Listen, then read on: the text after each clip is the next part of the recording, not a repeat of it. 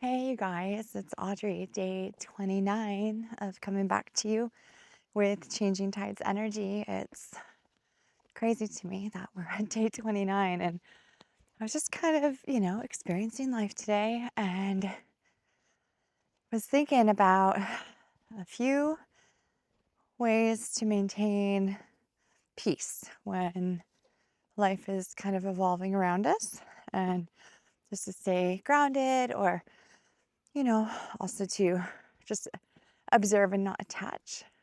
So I'm excited to dive into that with you. But first, taking you to the beautiful spot here on the coast of the Alaska wilderness. It's beautiful. Spring's coming. There are new shoots blooming everywhere. It's so nice out, thankfully. The storms have passed for now. Okay. So one of the things, the first way to maintain just kind of generalized peace for me, when you are in relationship with others, it's best to just remember and know that every interaction that you have with somebody, whether it be somebody that you're close to or somebody that you don't even know, just casual interaction, everyone's doing the best they can in that moment. And when we try to modify other people's behaviors or change their experience, then we create friction. And although it may be difficult because a lot of times people can let us down from our self-imposed expectations, whether they come from societal norms or they're embedded culturally or they are just ingrained within us for whatever reason. We don't really need to know. But if that's the case, then it's just really helpful if we can become aware in that area and experience the grief or the loss around what you thought would be different. And then, go ahead and just take that as information. And it doesn't have to become like something big and emotional. Although if you experience emotion around it, of course, that's totally reasonable.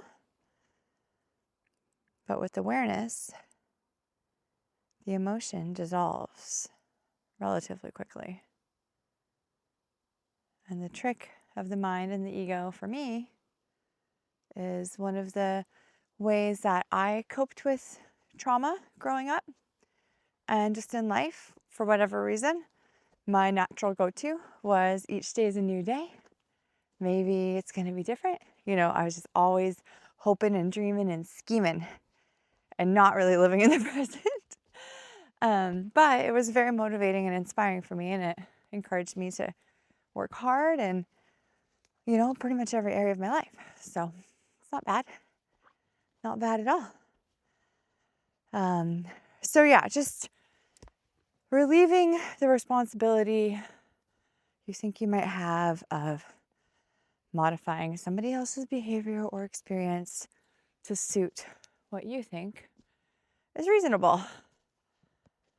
And yeah, that's a very helpful little tip for maintaining peace in your relationships.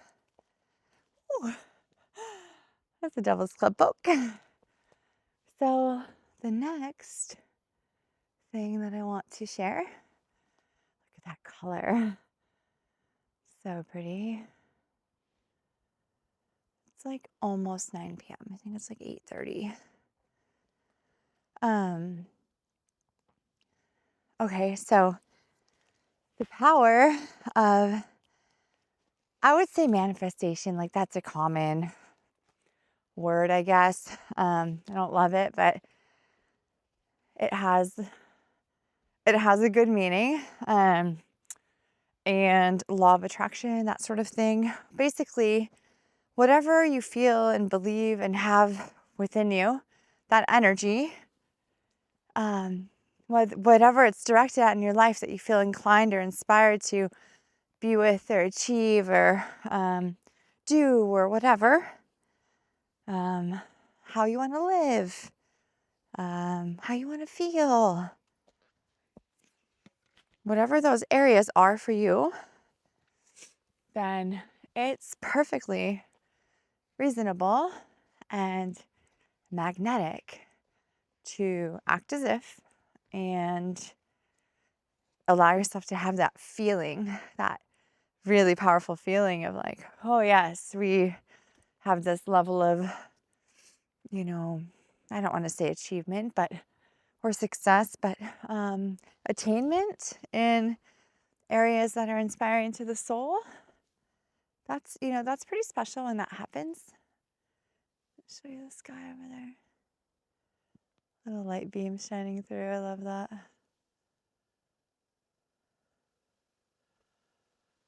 Yeah, so that's just something to consider that, I don't know. They used to say like your vibe attracts your tribe. I mean, really the energy we put out is what we get back in general. Sometimes it's a little cattywampus and we can feel that, and it's for a season, it's for shifting, and it's in the flow. So that's something that I was considering. There are a lot of look like digs. Wonder if I don't know. Things are just looking a little disturbed. The bears are definitely waking up, that is for sure. Signs of them not yet here, although maybe. But definitely around the state. There's been a lot of bear sightings. It is a super early spring right now in Alaska. As I've mentioned, we really kind of missed out on our winter, which I'm not too disappointed by. I do enjoy it. Enjoy the more mild winters for sure. Now that I'm not out skiing all the time, like I was when I was living in the city and near the mountains like that.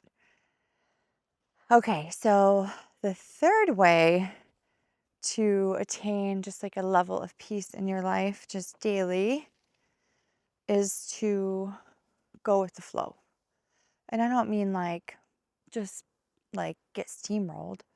I just mean if you're experiencing roadblocks, signs, like gutting experiences where you're like, oh my gosh, really?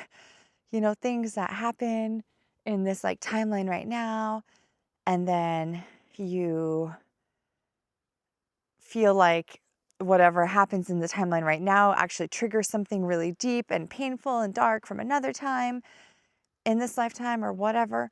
And it's just, you're being asked to heal, you're being asked to let go during a time when you're trying to, walk towards whatever path you think is right. And so it can be challenging when we're conflicting with our desires or our vision or what we believe to be like our manifested reality. And then we get roadblocks or whatever. I just like to consider them detours. And if something isn't meant for me, like I believe I am, you are, we all are divinely supported and universally guided. It's our opportunity and responsibility to tap in and access that and to give thanks to Creator and to Source and to really celebrate in this wonderful gift of existence that we all have if we're here breathing on this earth right now. It really is a gift. Wherever you are, your breath is a gift. So if things aren't working out, it might be that they actually are working out. And we just don't know because we have an idea of what we think something should be like. I can tell you, 10 times out of 10 in my life, the things that have felt so good or been so right are not things that I planned or tried to force. And then the things that I forced have been my most painful experiences. And the most difficult journey. But I've needed all of those. There's no wrong, there's no right. Those experiences were necessary in order for me to heal and grow on my soul's journey and path, right? And the same goes for you. I just have to share with you these colors right now. They're absolutely mind-blowing. You can hear the woodpecker in the background. Super pretty today. I think we'll start to head back this way. So what does it mean to like go with the flow? I guess it's more like be in the flow. So don't force it. You know, if something isn't working out, like just don't force it. Like what happens when we release that like death grip that we have on our ideas or on, you know, our feelings or just like our certainty of knowing, like what happens when we like release it and we soften? What happens when we get clear with ourselves, with our highest self, what it is that sparks our soul and brings us to life and makes you want to jump out of bed in the morning? What is it? Like really, truly, what is it? And how do we connect more to that? How do we invite in more stillness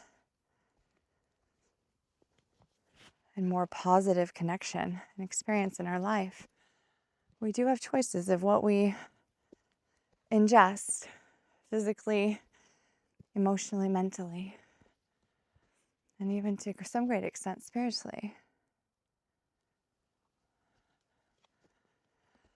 It's a time of year where the forests will start to become alive again. As you can probably see in my video today, I've been cautiously observing around me more than usual. But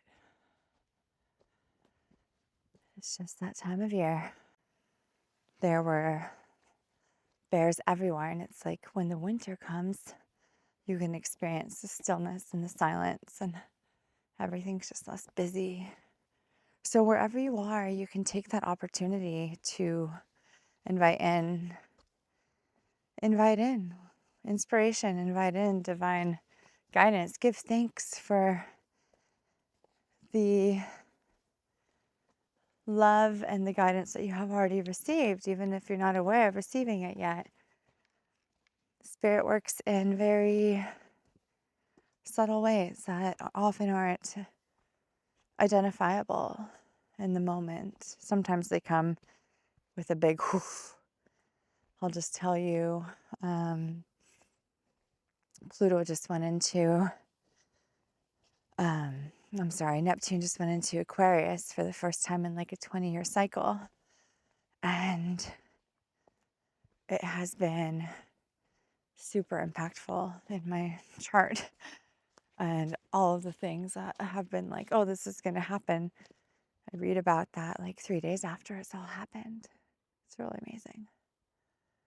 So wherever you're at on your journey, just know